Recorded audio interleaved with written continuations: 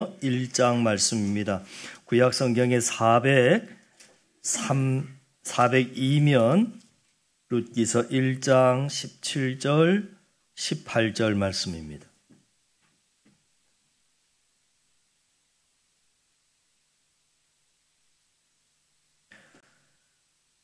(17절) 같이 읽습니다. 어머니께서 죽으시는 곳에서 나도 죽어 거기 묻힐 것이라. 만일 내가 죽는 일 외에 어머니를 떠나면 여호와께서 내게 벌을 내리시고 더 내리시기를 원하나이다 하는지라. 나오미가 룻이 자기와 함께 가기로 굳게 결심함을 보고 그에게 말하기를 그치니라. 아멘. 우리 앞뒤 옆 사람 살피시면서 인사 나눕니다. 반갑습니다. 반갑습니다. 반갑습니다. 반갑습니다. 성탄절이 가까워지면 생각나는 인물이 바로 룻입니다. 왜냐하면 마태복음 1장에 참 놀랍게도 그녀의 이름이 등장하기 때문입니다. 1장 5절에 보니까 살몬은 라합에게서 보아스를 낳고 보아스는 룻에게서 오벳을 낳고 오벳은 이새를 낳고 6절에 이새는 다윗 왕을 낳으니라. 그리고는 쭉 내려가서 16절에 보니까 야곱은 마리아의 남편 요셉을 낳으니 마리아에게서 그리스도라 칭하는 예수가 나시니라 그랬습니다. 그러니까 룻이 보아스와 결혼을 해서 낳은 오벳의 아들이 이새가 되고 이새의 아들이 다윗입니다. 그리고 예수님은 이 다윗의 후손으로 오시는 것입니다. 룻기의 시대적인 배경은 영적 암흑시대인 사사시대입니다. 왜 사사시대를 영적 암흑기라고 부르냐면 이스라엘 백성이 빛 되신 하나님을 떠나서 가장 타락한 삶을 살았던 때였기 때문입니다. 그래서 하나님께서는 이스라엘 백성들로 회개하게 하기 위해서 해초리를 드셨는데 그 징계가 뭐였냐면 오늘 1절 말씀을 보시죠. 룻기서 1장 1절의 말씀이 이렇게 시작이 되었습니다. 사사들이 치리하던 때에 그 땅에 흉년이 들었다. 이렇게 나와 있습니다. 이스라엘 백성이 하나님의 말씀을 무시하고 자기 생각대로 살아가는 교만한 죄가 깊어지자 하나님께서는 가나안 땅에 흉년이 들게 하신 것입니다. 그러면 왜 이러한 흉년, 고난을 주셨냐면 돌이키고 회개하라고 주신 겁니다. 이제까지 네 생각대로 살았던 그런 교만함을 내려놓고 이제는 왕 되신 하나님의 말씀대로 살라고 하나님께서 그 깨달음을 주시기 위해서 흉년이라고 하는 고난을 주신 것입니다. 회개하라고 흉년을 들게 하셨는데 오늘 본문의 한 가정이 그 하나님의 뜻을 알지 못하여 하나님의 뜻과는 정반대되는 방향으로 가는 과정을 보여주고 있습니다. 유다 베들레헴의 한 사람이 자기 아내와 두 아들을 데리고 먹고 살기 위해서 모압 지방으로 가서 거주했다 합니다. 모압 땅에서 살아가고 있던 그 가족의 가장은 이름이 엘리멜렉, 아주 특이한 이름입니다. 그 엘리멜렉이라고 하는 이름의 뜻은 나의 하나님은 엘리, 왕이시다 멜렉 이런 뜻입니다. 엘리멜렉의 아내가 있습니다. 나오미인데 이 나오미는 환희, 즐거움, 희락, 기쁨 이런 의미입니다. 그리고 두 아들이 있었습니다. 그러니까 엘리멜렉은 유다 베들레헴 땅에 살고 있던 사람이다. 유다 베들레헴 땅에 살고 있다는 말은 하나님의 백성이었다는 것입니다. 가족이 총 4명이었는데 본인을 포함해서 나오미라고 하는 아내가 있었고 두 아들이 있었습니다. 이들이 모압 땅으로 가서 살았는데 그들은 모압 땅에서 불행했습니다. 룻기 1장 3절에서부터 벌써 예기치 않은 사태가 벌어집니다. 먹고 사는 문제를 책임져야 하는 그 가정의 가장이 되는 엘리멜렉이 가정이 살려고 간 그 땅에서 그만 얼마 살지를 못하고 아내와 두 아들을 남겨둔 채 그만 가장이 죽어버렸습니다. 가정의 기둥이 무너졌습니다. 오늘 본문에 나오는 엘리멜렉이 하나님이 주신 가나안 땅을 버리고 모압으로 이주하려는 결정적인 이유가 뭐였냐면 먹고 사는 문제 때문에 그랬습니다. 그러나 그 잘못된 결정 하나가 자신의 인생은 물론이고 온 가족을 한순간에 망하게 할 수 있다는 것을 알아야 합니다. 그러면 이때의 아내인 나오미가 영적인 감각이 살아있는 사람이었다면, 믿음의 사람이었다면 남편의 장례를 치르면서 바로 깨닫고 돌이켜야 맞습니다. 그런데 나오미는 남편의 죽음 앞에서도 전혀 하나님의 뜻을 알아채지 못했습니다. 하나님께 얻어맞으면서도 왜 얻어맞는지를 모르는 것입니다. 그래서 나오미는 남편의 장례를 치르고 나서도 계속해서 그 모압 땅에 머무르고 있습니다. 그리고 결국은 그 땅에 머물러 살다가 추가적인 죄를 또 범하게 되는데, 그 죄가 뭐냐면 두 아들을 모압의 여인들과 결혼을 시키는 죄를 또 범합니다. 하나님의 백성이 하나님이 허락하셔서 있으라고 했던 가나안 땅을 떠난 것도 잘못된 결정이었지만, 구약 성경에 보면 계속 강조해서 나오는 게 이방 여인들과 통혼하지 말라고 하는 이야기입니다.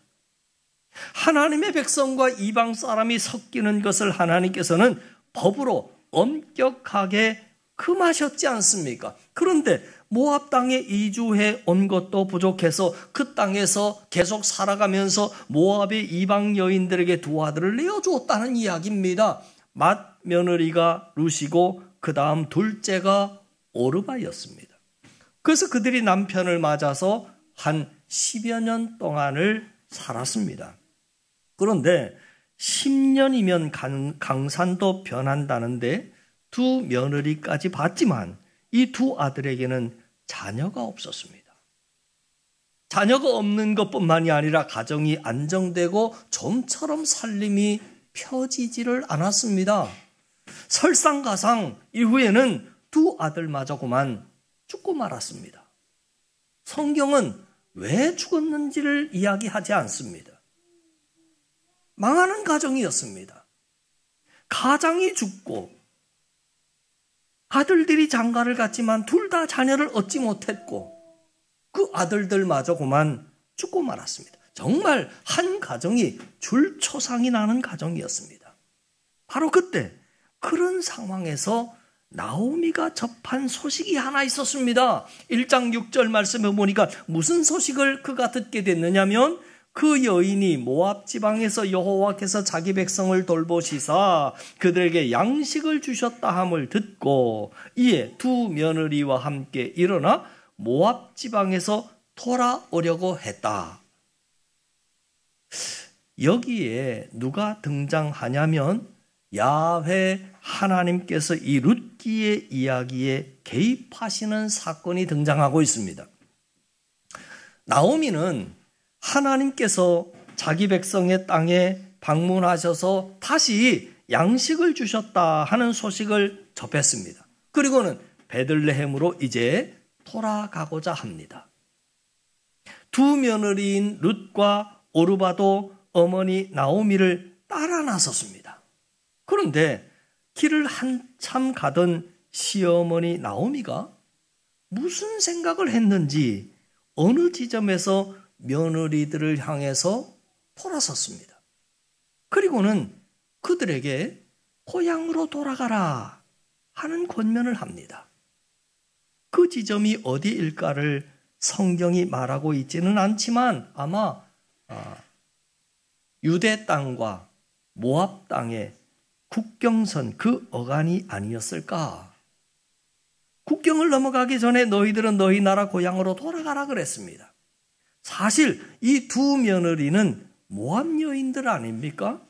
이들은 남편도 죽고 없는데 시어머니의 고향 베들레헴에 같이 시어머니를 따라갈 이유가 없는 겁니다. 모압과 이스라엘의 관계를 이 두 며느리가 모르는 바도 아닙니다. 이스라엘은 모압 사람을 그 당시 아주 업신여겼습니다.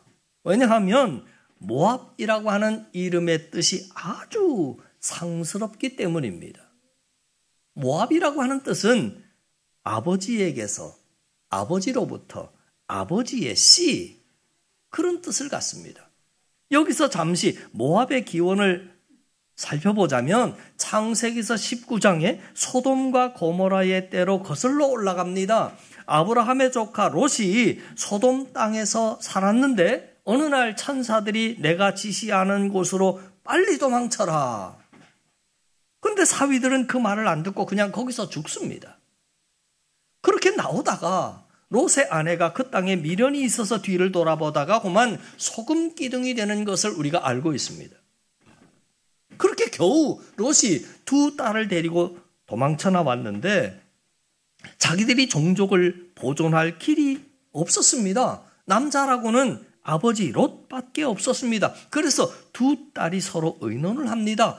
아버지에게 술을 먹여서 아버지로 말미암아 우리가 종족을 보존하자. 그래서 큰 딸이 아버지로부터 임신을 하게 되고 아들을 낳았는데 그 아들의 이름이 모압입니다. 그 모압이 낳은 후손들이 모압 족속이 되는 거지요.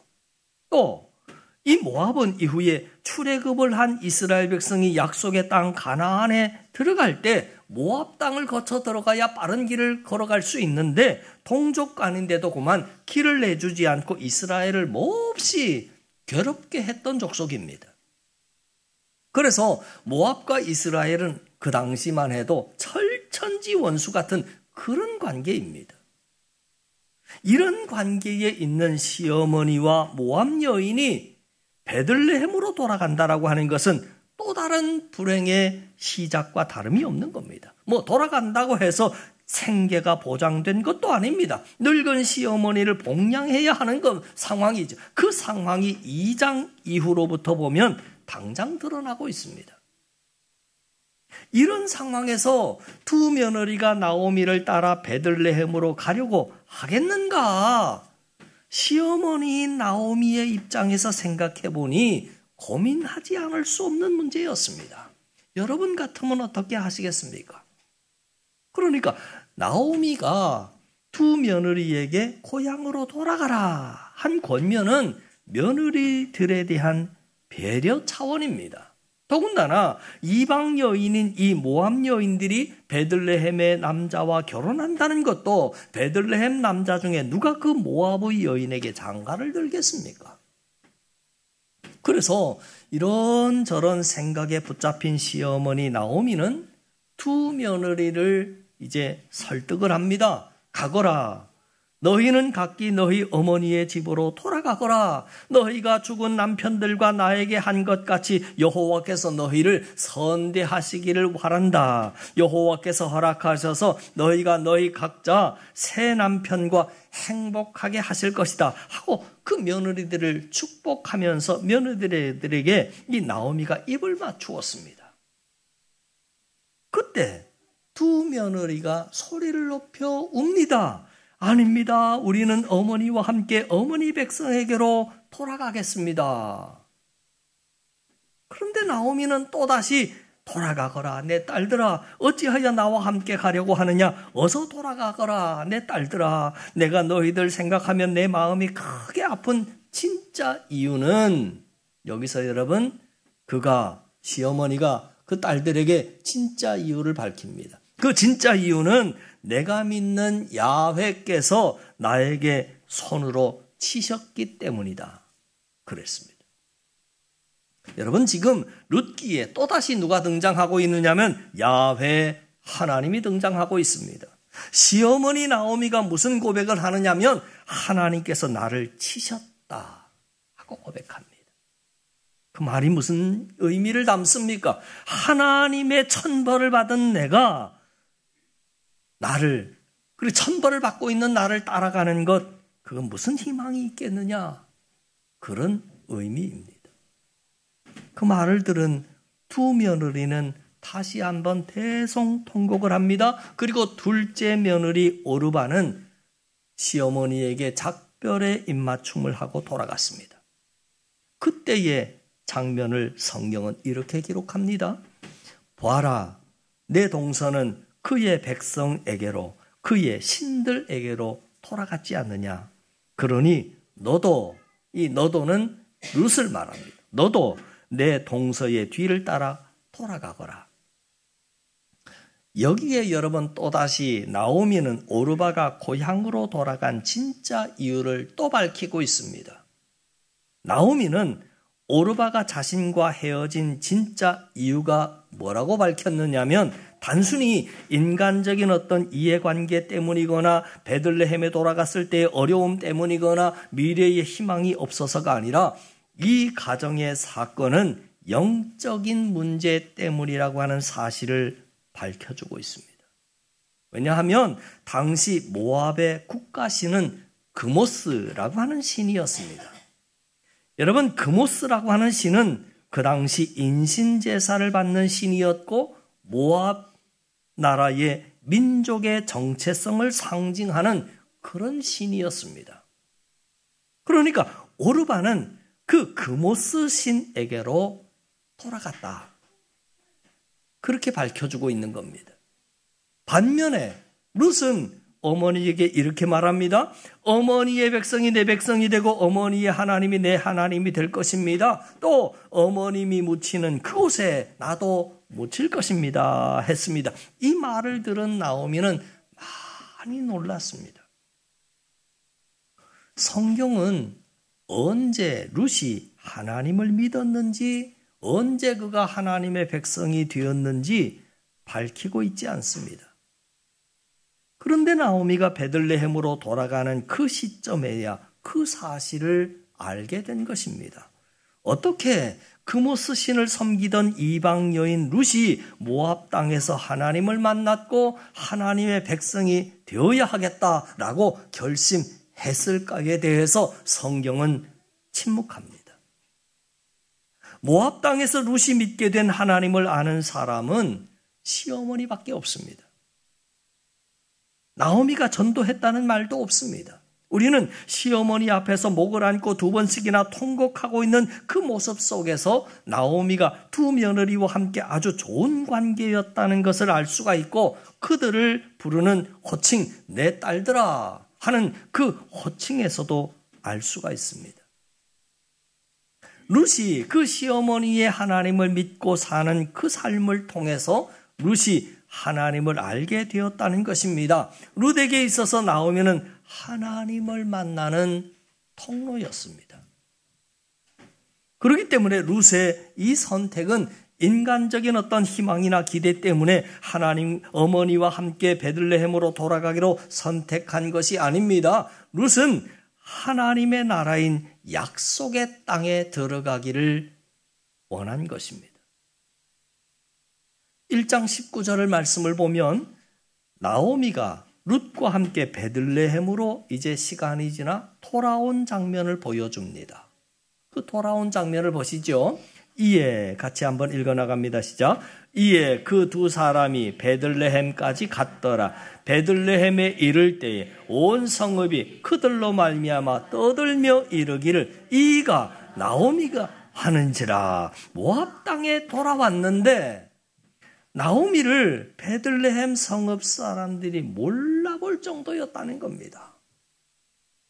왔는데 갈 때는 남편도 있었고 갈 때는 아들들도 있었는데 남편도 보이지 않고 아들들도 옆에 있지 않습니다.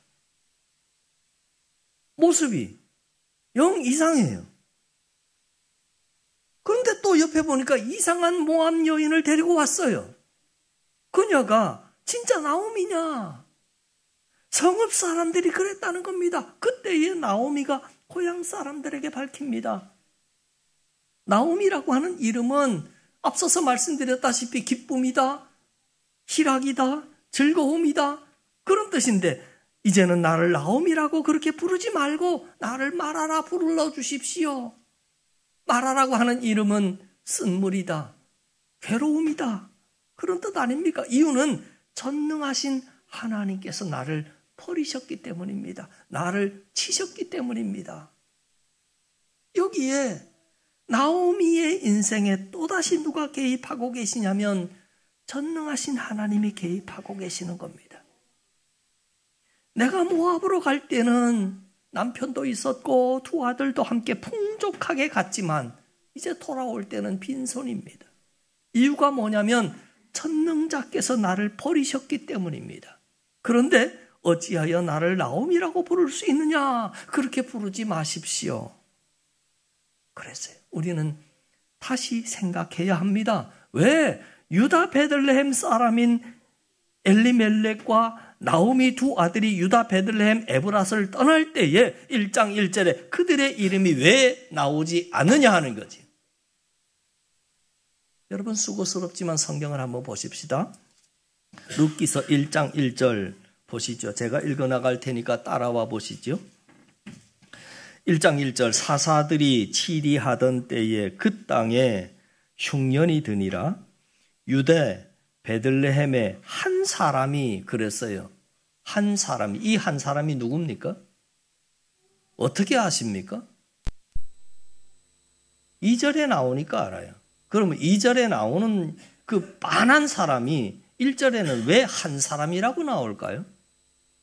그냥 엘리멜렉이 그러면 될 거를 그냥 한 사람이 이렇게 나왔어요. 몰라서 이렇게 한 사람이 그랬을까요? 성경의 저자는 분명한 의도를 담고 엘리멜렉이 그러지 않고 한 사람이 그랬어요. 그 한 사람이 누굴까 하는 겁니다.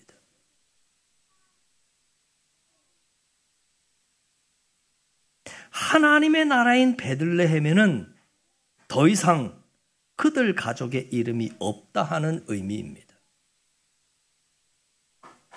우리가 베들레헴을 떠나 모압으로 가면 하나님 나라 생명책에는 우리의 이름이 없다 하는 뜻입니다. 정반대로 생존을 위해서 모압 지방에서 한참 살아가고 있는 아침 일찍 일어나서 밤늦게 눕고 수고의 떡을 먹으려고 한참 살아가고 있을 그때에 그의 이름이 등장합니다. 뭐라고 나왔죠? 엘리멜렉이라 그렇게 나왔어요. 가장이 엘리멜렉이라 아내는 나오미라 그 두 아들의 이름은 말론과 기론이라 그들은 누구 나라 사람들이라는 이야기입니까? 모압 나라 사람들이라는 이야기입니다. 우리가 베들레헴을 떠나 모압으로 가면 모압 사람이 되는 겁니다. 그러나 우리 하나님은 거꾸로 시어머니와 함께 베들레헴 사람과는 아무런 인연이 없지만 어머니와 함께 모압 땅을 떠나서 그모스 신을 떠나서 유다 베들레헴으로 돌아온 모압의 여인 룻에게 어떻게 하나님이 은혜를 베푸시는가? 그 이야기가 이 룻기서 1장을 지나서 2장, 3장, 4장, 5장 쭉 가면서 그 이야기가 풀어지게 되는 거죠. 우리는 룻의 가정을 통해서 크게 두 가지를 볼 수 있습니다. 당시 사사시대의 이스라엘 백성의 신앙이 얼마나 바닥을 쳤는지를 엘리멜렉의 가정을 통해서 첫 번째로 확인할 수 있고 이것이 룻기의 첫 번째 주제입니다. 그리고 두 번째 주제는 그럼에도 불구하고 하나님의 은혜가 멈추지 않았다. 긍휼하심이 계속되었다 하는 그 이야기입니다. 그러면 하나님의 은혜와 긍휼이 그래도 멈추지 않고 계속됐는데 그 하나님의 은혜와 긍휼이 뭘 통해서 오는가 하는 거지요.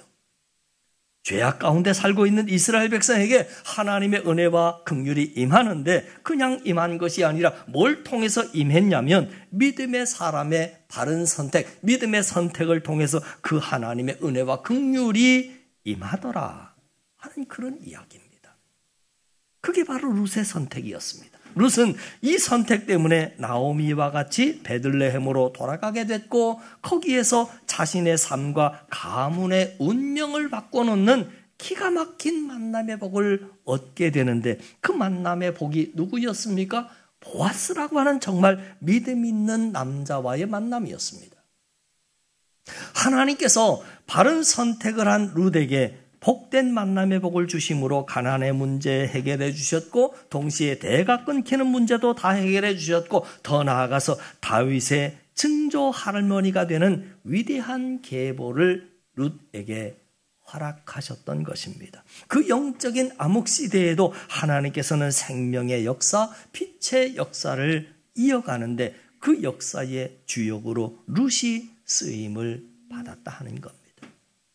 그래서 룻은 가깝게는 다윗의 증조 할머니가 됐고 더 멀리는 다윗의 후손으로 오신 예수님의 조상이 됩니다. 예수님의 족보에, 예수 그리스도의 족보에 오려는 그 놀라운 은혜를 누리게 된 것이죠. 사랑하는 성도 여러분, 하나님의 자녀인 우리 성도들에게 있어서 너무 늦어버린 것은 없는 겁니다. 아무리 내가 그동안 엘리멜렉처럼 또 나오미처럼 잘못된 견적을 잘못해서 한 번 잘못하고 두 번 잘못하고 계속해서 잘못된 결정을 반복해서 정말 망하는 길에 한복판에 서 있다 할지라도 늦지 않았다는 겁니다. 오늘 룻기가 그것을 보여주고 있는 겁니다. 사실 오늘 룻기의 상황을 보면 거의 다 망한 것 아닙니까?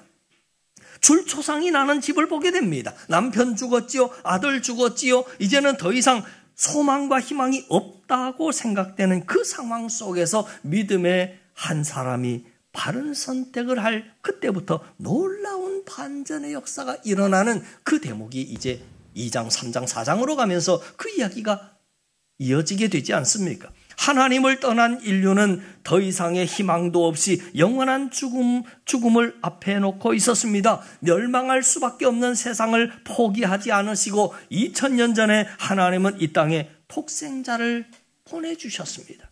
십자가의 죽으심과 부활로 우리에게 영원한 생명을 주셨습니다. 나오미 같이 룻과 같이 소망이 없는 우리에게 하나님의 나라를 선물로 주셨습니다. 그 사랑에 감사하고 어두움 속에서 절망 속에서 다시 일어서는 우리 모두가 되기를 간절히 바랍니다. 또 하나님으로부터 내가 멀리 떠났다라고 생각되는 분들은 다시 한번 돌아오라고 이 성탄절을 맞이해서 다시 오실 그 주님이 우리에게 말씀하시고 음악을 통해서 찬양을 통해서 말씀을 통해서 우리를 통해서 그 음성이 세상 방방곳곳에 다 퍼져 울려나기를 그 하나님께서 기대하신다라고 하는 것. 늘 잊지 아니하고 그렇게 성탄절 찬양의 축하의 예배 올려드리는 저와 여러분 우리 모두가 다 되실 수 있기를 주님의 이름으로 간절히 축원합니다. 기도드립니다. 하나님 아버지, 우리들 가운데 구하고 찾고 두드리는 기도가 회복되게 하시고 수많은 선택과 믿음의 결정들 앞에서 중간에 내가 원하는 상황이 펼쳐지지 않아도 형통하지 않아도 계속해서 믿음의 결정을 내리며 살아갈 수 있는 믿음의 사람들 되게 하여 주옵소서. 우리의 삶의 자리가 홍해의 자리가 아니라 요단강의 자리임을 다시 한번 확인하고 우리의 발을 내디딜 때 드디어 갈라지고 보여지는 2024년 마지막 기회를 붙잡을 수 있는 믿음의 사람들 다 되게 하옵소서. 우리 구주 예수 그리스도 이름 받들어 간절히 기도하옵나이다. 아멘. 아멘.